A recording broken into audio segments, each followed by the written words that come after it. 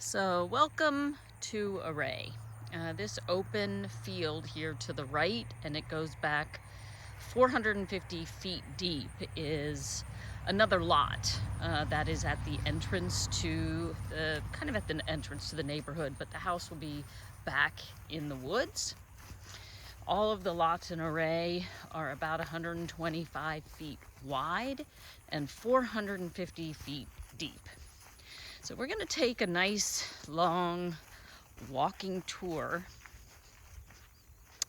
of Array, and the road construction has begun.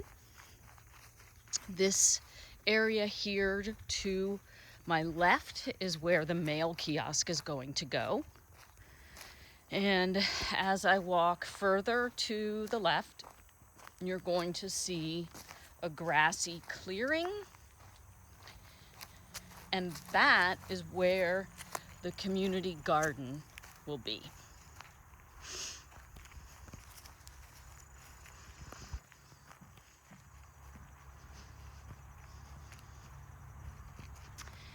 And I'm going to start walking down where the road will go.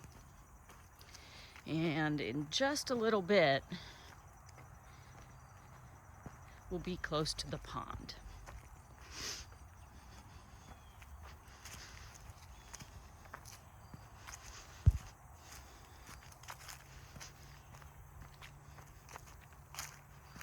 The road will be a half-mile long. The development is 55 acres, and all of the houses are in the rear. And the reason is that is where all the good soil is for the septic systems. All of the lots are very similar. They're all, approximately the same size. There's some variation, just from 1.3 to 2.2 acres. They all perk for 5 bedrooms, and they all have the septic in the rear. The houses that will be on lots 1 through 6, they face east, and they get the afternoon sun in the back. They all back to open space. And the lots on the left side, 7 through 12, they face west and get the morning sun. And then they also back to open space, and they, in the distance, have a big stream in the back, and there's a beaver dam back there. It's kind of cool. There will be walking trails around the whole neighborhood. As you can see, I just walked over to the pond so that you could see it. The docks will get rebuilt. There's a dock over there. You may be able to see it, and there's one on this side. And then on the other side of the pond, that is where the community gathering place is going to go. And there will be about 3 different circles, if you will, of walking trails that will go all throughout the neighborhood.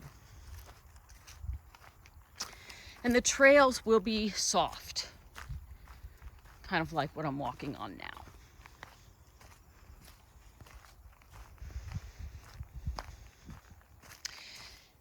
So eventually, these trees will come down in the middle. And these are the only trees that are coming down. I mean, there's a little bit of thinning out that needs to be done in the back because there's a lot of pine trees. And in the back, it was timbered at some point 25 years ago.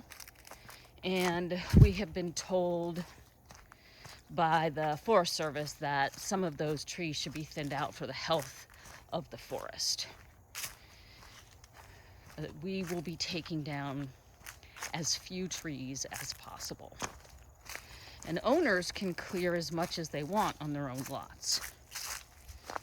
So I am walking on the road, and as I said, it is a half-mile long. So it's a nice long walk to get to the back of the lots, or the back where the lots are, excuse me. But it's beautifully natural all around. It is really gorgeous property.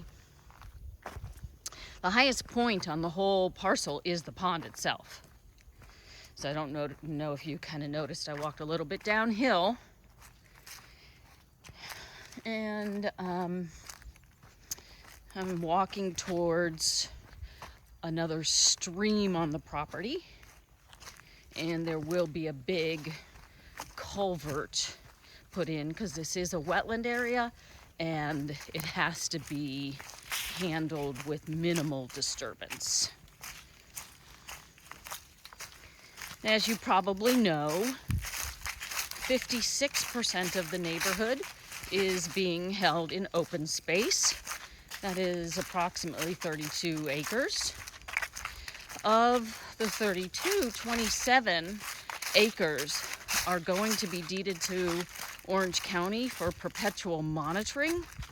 This means that the property will always be held in green space. It does not mean that it will be for public use. Array will only be for the homeowners. So I'm just walking over this temporary system, nice logs, to get me over the stream. And it kind of looks like a boulevard right now, but ultimately these trees in the middle unfortunately have to go. Because we are a low impact development, the road will be gravel. The road itself is 18 feet wide with the gravel, and then with the setbacks and other things that we need on each side of the road. The width is actually 50 feet wide. And we do not have to have stormwater management basins in the neighborhood because the way the neighborhood is designed and so much is being kept natural that the natural environment will handle the stormwater.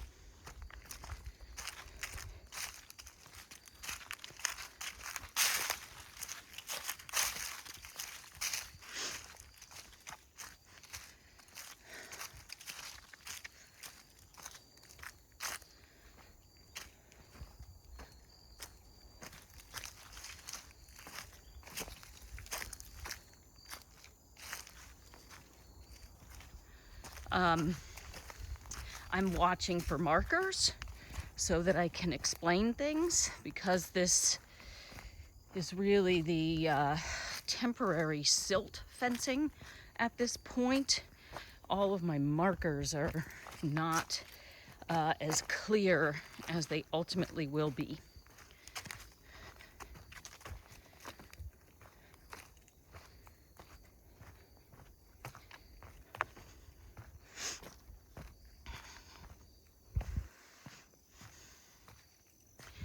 But this is a very good representation of what the lots look like.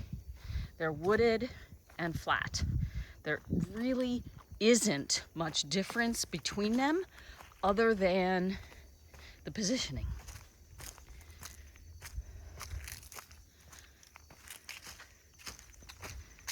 And I am walking on the right side of the road where it's lots 1 through 6.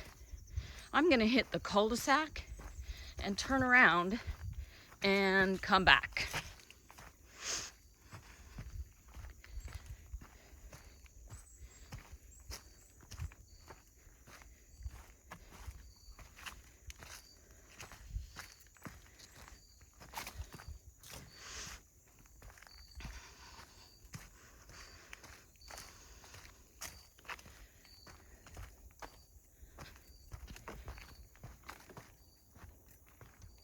Yes, I have hit right here.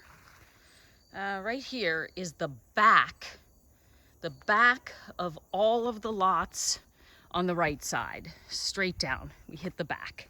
So on my right is lot 1.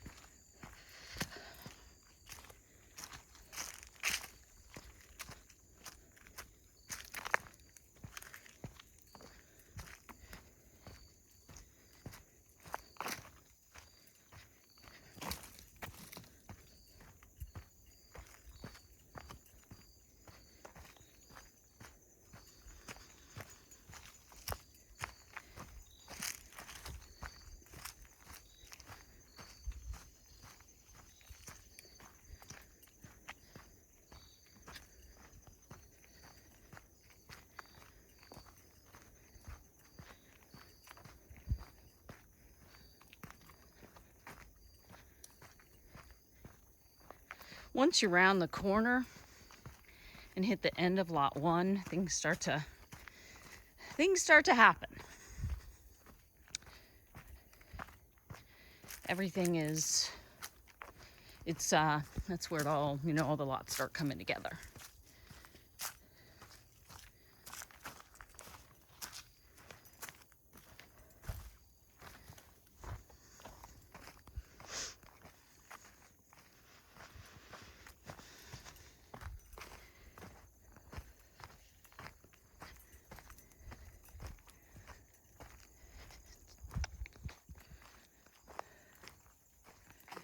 Some of my markers are missing.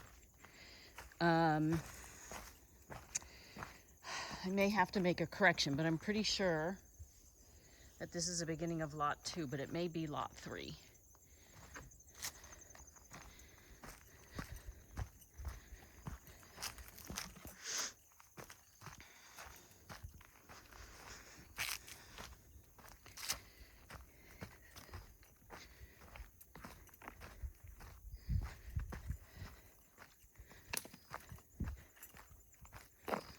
It is really quiet back here and very peaceful.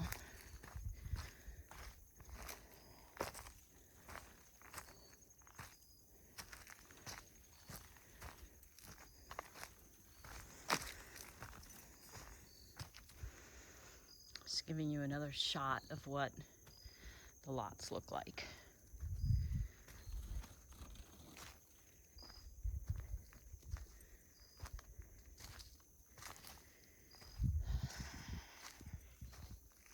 Once the road construction gets a little further along, they'll put my markings back. Because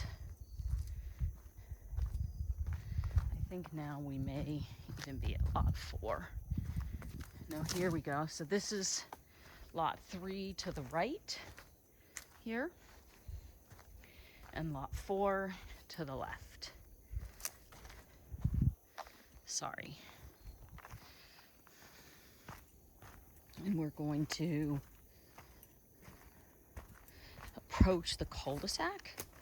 It's going to be a nice big cul-de-sac, large enough for the fire marshal to be able to do a 3-point turn.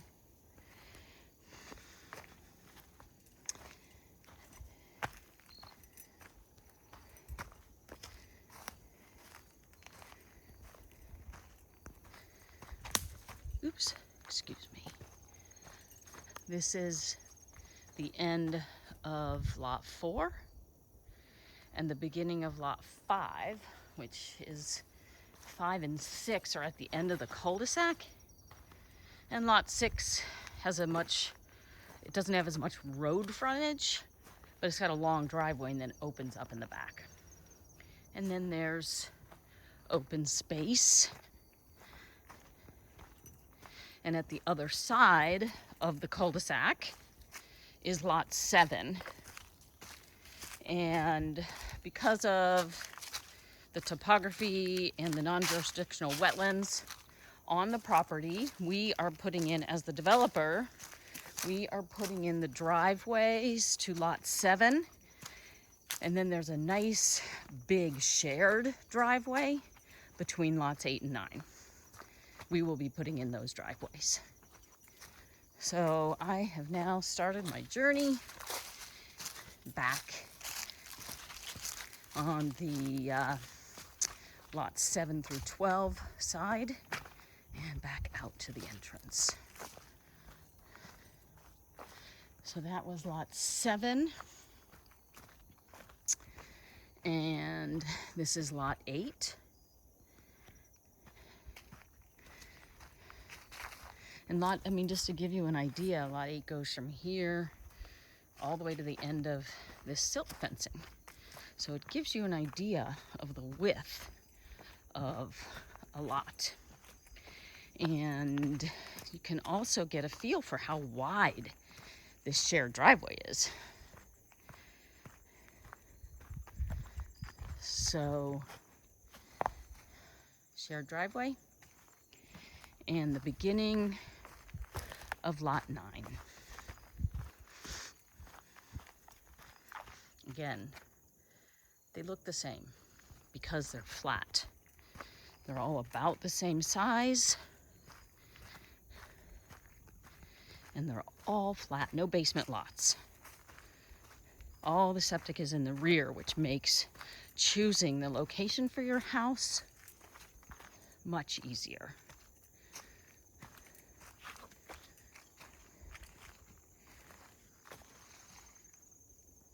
This might be the beginning of 10, but I gotta keep looking. I apologize. I think it is. Yeah, right? Yes, because this marker says 10 on one side and 11 on the other. So I'm gonna go back for a good pan of lot 10. At the very back of the lots on this side, after the lot actually ends, there's a little slope that takes you down to the stream. And there will be walking trails that go behind and all around the neighborhood. But if you have a lot on this side, I'm kind of fully expecting people to cut a trail on their own property down there. That's perfectly fine.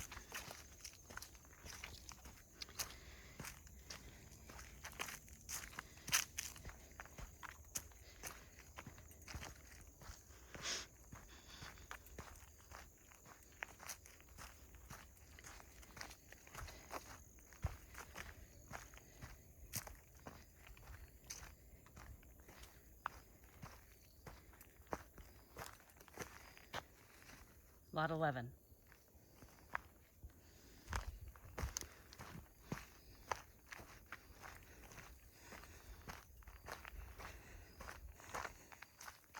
Excuse me for a second. I need to see. Yes. Lot 12. That one's a little more wooded shot there.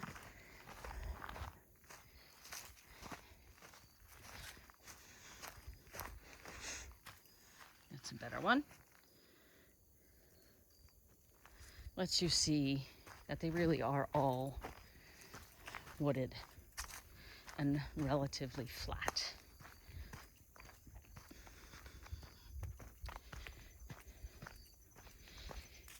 Now we're just heading back. And I really love coming out here because it is so peaceful.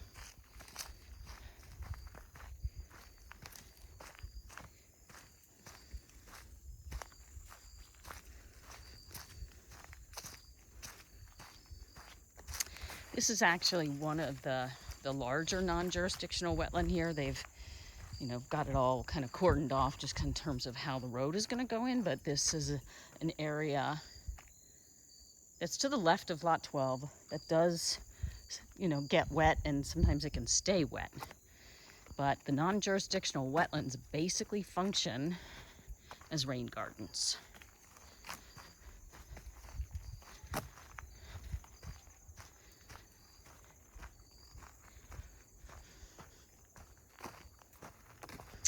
So I'm headed back out of the neighborhood, and I am at 20 minutes 30 seconds, so this has been kind of a long video, and I really thank you for hanging in there with me while I record this. And don't hesitate to reach out to me directly and ask me questions. Jodi, Jodi, at realestateexperts.net or 919-697-5014. And if you're working with an agent, just ask your agent and they'll be in touch with me.